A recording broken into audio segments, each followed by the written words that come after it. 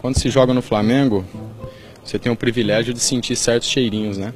Nós estamos começando esse vídeo com uma entrevista dada pelo Diego Ribas em novembro de 2016, na reta final do Campeonato Brasileiro daquele ano. O Diego não imaginava, mas essa entrevista reforçaria pelos anos seguintes uma marca incômoda na imagem do Flamengo, e do próprio Diego também.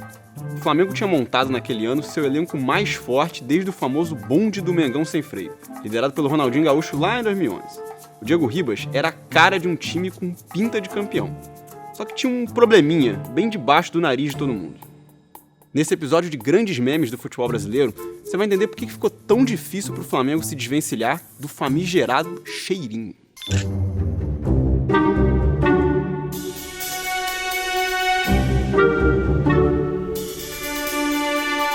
Hoje em dia é comum ver jogadores como Rafinha e Felipe Luiz virem da Europa direto para o Flamengo, contratados a peso de ouro.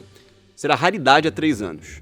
Foi justamente a chegada do Diego que deixou claro que o Flamengo chegava a um novo patamar no futebol brasileiro.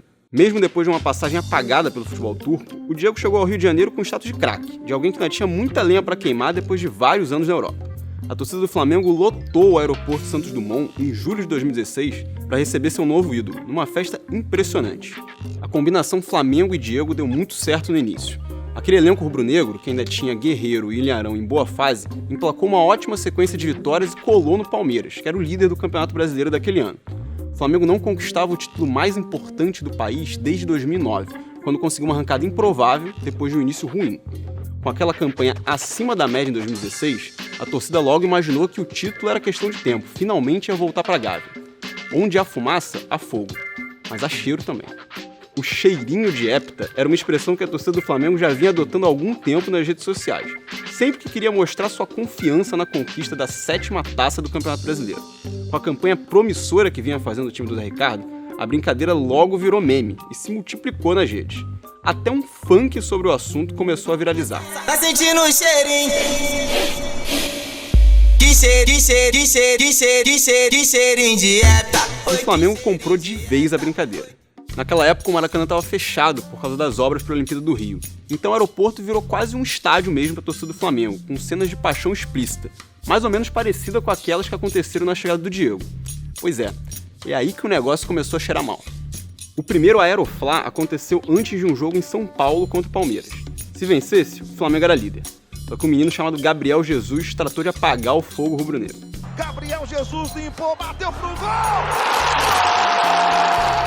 No segundo Aeroflá, mais um empate, agora contra o São Paulo.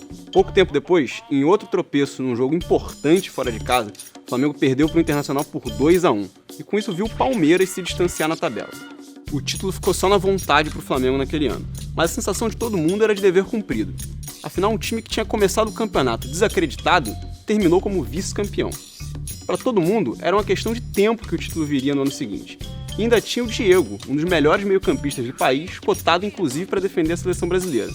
Foi nesse clima de empolgação que o Diego assumiu de vez o cheirinho. Quando se joga no Flamengo, você tem o privilégio de sentir certos cheirinhos, né? Que só quem joga no Flamengo tem. E isso é inevitável, né? Nós temos o cheirinho da maior torcida do mundo, temos o cheirinho do Maracanã cheio com uma certa facilidade, temos o cheirinho de vestir uma camisa incomparável, enfim, são certos cheirinhos. Criamos a expectativa dos cheirinhos de ser campeão brasileiro. São cheirinhos que só se sente jogando pelo Flamengo e nós temos esse privilégio. Agora, que nós possamos terminar a temporada acima de tudo com o cheirinho de ter feito o nosso melhor, e isso com certeza vai acontecer. O Flamengo e o Diego já começaram em 2017 com tudo. A chance na seleção brasileira finalmente apareceu para o jogador, convocado já em março pelo técnico Tite. E o fantasma das eliminações precoces na Libertadores parecia que ia se afastar de vez do clube, que começou a Libertadores goleando o São Lourenço no Maracanã. Tudo estava cheirando bem, mas aí o Diego se machucou. O camisa 10 teve um problema sério no joelho direito durante um jogo da Libertadores e precisou sair de cena.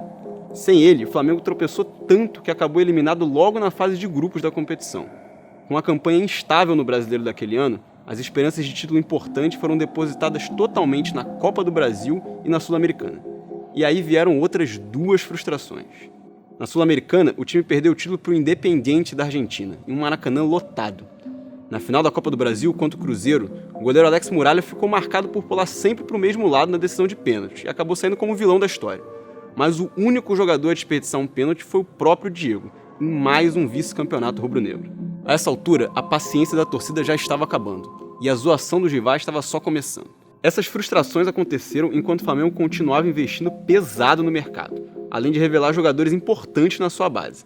Em 2018, o elenco já contava com nomes como Diego Alves, Everton Ribeiro, Gustavo Cuejar e o próprio Diego, além de ter visto a ascensão de jovens que foram importantíssimos, como Lucas Paquetá e Vinícius Júnior.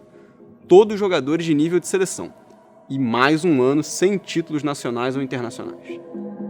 Com o tempo, o cheirinho deixou de ser uma brincadeira interna da torcida do Flamengo para virar uma zoação que os adversários usavam quando queriam tripudiar de algum rubro-negro. Uma hora a corda ia estourar para alguém. Esse pênalti perdido pelo Diego em julho desse ano contra o Atlético Paranaense abriu caminho para mais uma eliminação do Flamengo em uma Copa do Brasil. Eles estão provocando. Cheirinho, a comemoração do Gabigol. Cheio de provocação. De craque incontestável, o Diego passou a ser cobrado pela torcida como se fosse ele o responsável pela chacota instaurada contra o Flamengo e todos os seus cheirinhos. A pressão só não ficou mais insustentável porque o Diego se machucou alguns dias depois, num jogo contra o Emelec, e vai ficar fora do restante dos jogos decisivos que o Flamengo tem pela frente em 2019. Mas será que o cheirinho pode ser colocado na conta de só uma pessoa? Você já deve ter ouvido alguém dizer que o Flamengo não conseguiria jogar na retranca no Maracanã de jeito nenhum, mesmo se quisesse, porque a torcida dá um jeito de empurrar o time pra frente. A massa rubro-negra é conhecida por ser especialmente empolgada, e esse inclusive é um dos motivos para vários craques se sentirem tão atraídos pela chance de jogar no Flamengo. Só que essa empolgação pode ser uma faca de dois gumes. Eles estão deixando a gente sonhar. E o Flamengo, quando chega com essa massa, os outros sabem como é que é. Quanto maior a empolgação, maior a pressão. Essa é uma lição fundamental que jogadores como Diego, contestado hoje em dia, e Ronaldinho Gaúcho, que saiu bastante criticado há alguns anos, tiveram que aprender na prática no Flamengo. Essa pressão, além de derrubar ídolos, também é capaz de corroer a paciência e criar uma sensação de que tudo pode dar errado a qualquer momento. Se essa empolgação da torcida rubro-negra antes botava pavor nos adversários, hoje em dia ela assusta a própria torcida. No Flamengo atual, o medo de decepcionar parece maior às vezes do que a própria vontade de ganhar. Resta saber quando é que esses ares vão finalmente mudar para o Flamengo. Até lá, o cheirinho não vai ser dos melhores.